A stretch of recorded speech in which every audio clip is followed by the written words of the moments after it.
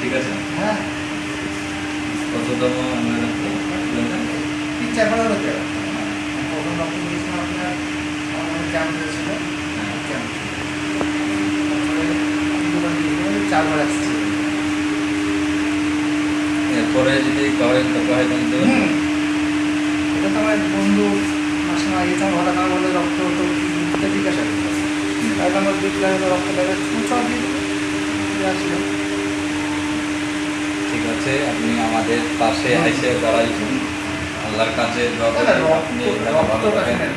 কোনো ব্যাপার না, মানুষের দিলে রক্ত দিলে রক্তপাতি কোনোদিন পূর্ণ হয়ে যায়, এটা আমরা জানি, অবশ্যই অবশ্যই এটা আমরা জানি।